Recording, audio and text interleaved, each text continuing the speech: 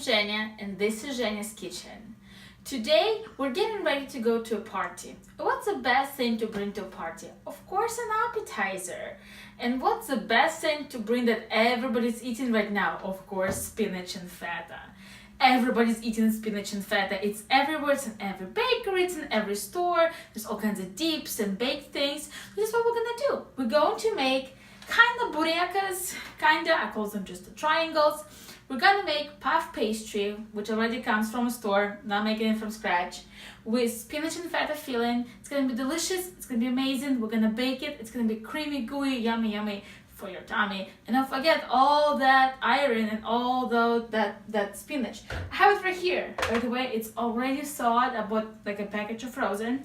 So let's start with mixing the insides and then rolling out the outsides. So we started with 1 egg. I already cracked it, washed my hands. Here it is, 1 egg. Hello, egg. And now we have this small package. I think it's 10 ounces of spinach. I think it's 10 ounces. I lost the package already. So what you do is you thaw it. I just ran a little water over it to go faster. But water or not, what you're gonna do next is you're gonna smoosh it and see all this excess liquid. So this is what you're gonna keep doing is smooshing it as hard as you can. It's gonna take me some time. I'll be back with you when it's all smooshed. After squishing the spinach for another minute or so, this is what we got with. This is a lot less what the package look like, believe me. This is very squished up. Next thing I have here is crumbled feta cheese, 4 ounces. Just gonna dump it in. Come on, feta cheese, get in there. Some fresh cracked black pepper, about a teaspoon or so. I don't think it needs any more salt. The feta will do its job. And then here I have Colby Jack cheese. Again, I know we had the cheese conversation. Use a melty cheese. Mozzarella will be good. I have Colby Jack. I wouldn't use cheddar, just because. So I'm gonna put about half a bag, which is a cup. All right. This is it. This is what goes on the inside. Now we're gonna grab a fork and just mix it in. Crack the yolk so you can see it and just mix it.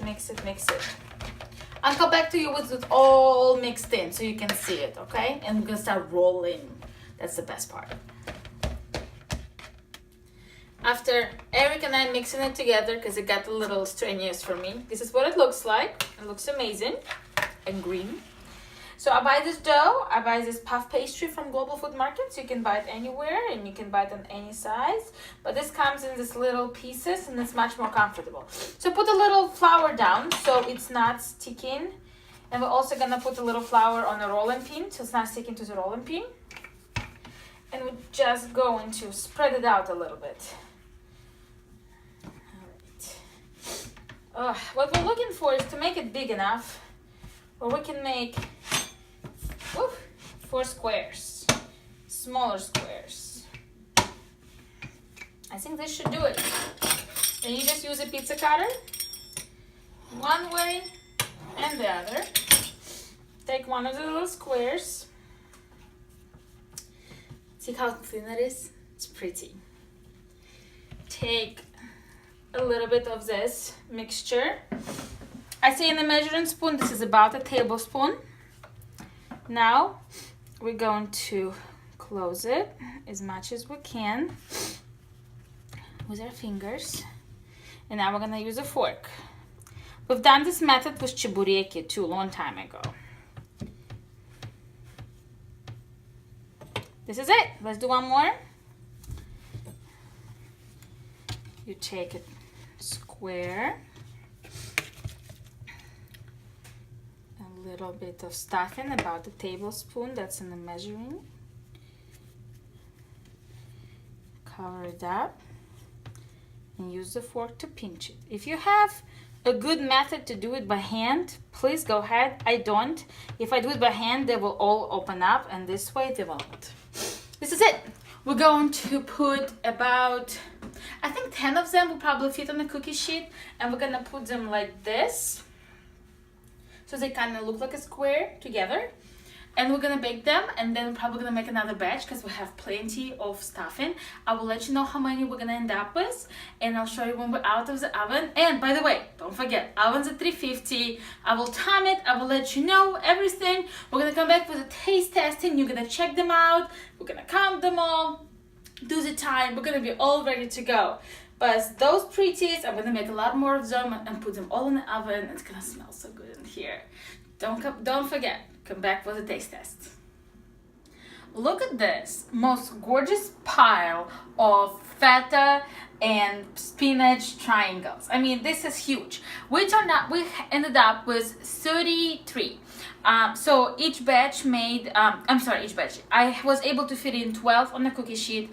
So, and I ended up with, third batch wasn't as full, but look at this. This looks amazing. It took about 25 minutes when I had 12 on the sheet. When I had less than 12, my last batch, it took about 18. So it was 350 degrees. This looks amazing. Taste test. There we go. Oh, it opened up a little bit and nothing came out. That's awesome. Do you hear the crisp? The crispiness? It's so creamy inside. And cheesy, and the salt is just at perfect level. I'm so glad we did not put any more.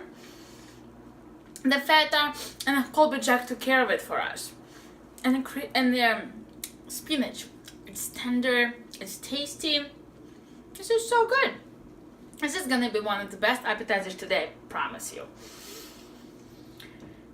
So whenever you feel like, I feel puff pastry on my teeth.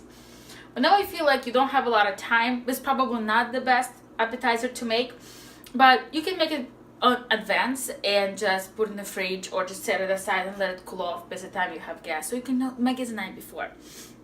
Just pop it in the oven for a few minutes just to warm it up and crisp it up one more time. It'll do just great. I promise you, I've tried it. I'm Zhenya, this is Zhenya's Kitchen, and this is my take on spinach and feta triangles.